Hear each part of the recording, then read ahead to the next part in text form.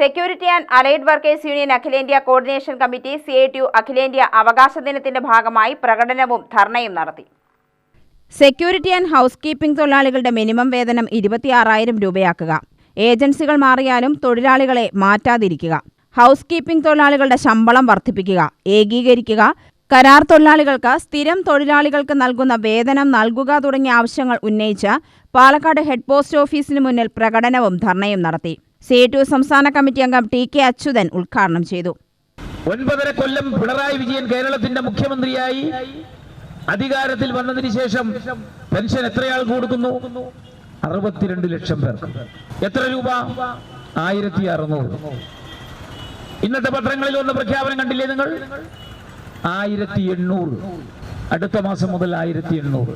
അവിടെ നിൽക്കുവോ? ഇത് 2000-ലേക്കാ പോക്ക്.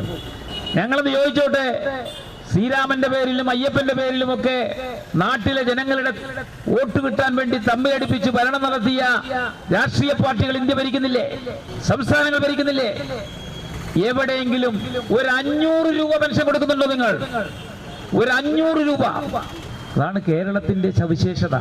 അതുകൊണ്ടാണ് ഈ കേരളത്തിൽ തൊഴിലാളികൾ സംഘടിക്കുന്നത്. തൊഴിലാളി സംഘടിച്ചാൽ പറയും തുടങ്ങി. അവര് കൊടിയെടുത്തു, ജാഥയായി, സമരായി. എന്തിനാ ജാതിയും സമരവും നടത്തുന്നത്? ജാതിയും സമരവും നടത്തുന്നത് ജീവിക്കാൻ വേണ്ടിയാണ്. കിട്ടുന്ന വേതനത്തിൽ വർധനവ് വേണം, ജോലിക്ക് സ്ഥിരത വേണം, മനുഷ്യരെ പോലെ ജീവിക്കണം. അത് മലയാളി ലോകത്ത് തന്നെ പ്രഗത്ഭനാണ് അക്കാര്യത്തിൽ. ഇന്നു ജില്ലാ പ്രസിഡന്റ് K അജയൻ അധ്യക്ഷത വഹിച്ചു.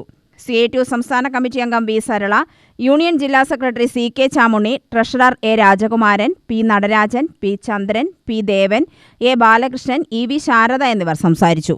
UTV news, Palakkad.